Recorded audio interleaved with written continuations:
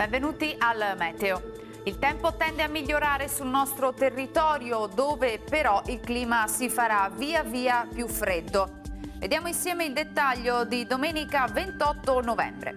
Sul Veneto addensamenti nuvolosi alternati a spazi di sereno. Nelle ore più fredde saranno probabili locali riduzioni della visibilità in pianura e nelle valli, ma prevale comunque il sole.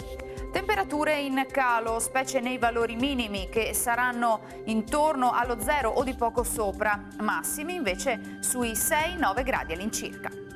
Ci spostiamo ora sul Friuli Venezia Giulia, ultime note instabili con occasionali rovesci in giornata, ma entro sera in esaurimento. Temperature minime tra 1 e 6 gradi, massime sui 7-11 gradi.